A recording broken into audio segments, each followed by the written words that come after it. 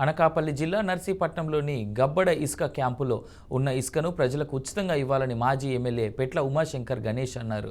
NDA కూటమి ప్రభుత్వం అధికారంలోకి వచ్చిన తర్వాత ఉచిత ఇసుక అమలు చేస్తామని ఇప్పటివరకు అమలు చేయలేదని ఆరోపించారు. 5,000 మంది భవన నిర్మాణ కార్మికులు ఇసుక లేక ఇబ్బందులకు గురవుతున్నారని తెలియజేశారు. 21 తారీఖు లోపల ఇసుకను ప్రజలకు ఉచితంగా ఇవ్వాలని, లేని ఎడల వైఎస్ఆర్ పార్టీ తరపున శాంతియుత ర్యాలీ చేస్తామని హెచ్చరించారు. కాంగ్రెస్ పార్టీ తరఫున దాని తాలూకు ఉద్దేశం అందరూ తెలుసు. ఇప్పటికే 3 దఫాలుగా నర్సీపట్నంలో మరి ఇసుక స్టాక్ పాయింట్లో ఉన్న మరి ఇసుకని ఉచితంగా ఇవ్వాలని చెప్పి మరి మేము కోరడం జరిగింది. అదే మీ అందరికీ కూడా తెలియపరిచేది ఏంటంటే ఎన్నికల మేనిఫెస్టోలో భాగంగా తెలుగుదేశం పార్టీ ఎన్నికల మేనిఫెస్టోలో భాగంగా ఇసుక ఎక్కడుంటే అక్కడ ఉచితంగా ఇస్తాం, మేము ఉచితంగా పట్టుకెళ్ళండి అని చెప్పి చెప్పడం జరిగింది. మరి దాంట్లోనే భాగంగా ఈరోజు మరి 1000 టన్నులు మరి ఇసుకని మన నర్సీపట్నం స్టాక్ పాయింట్ గబ్బడ దగ్గర ఉంది.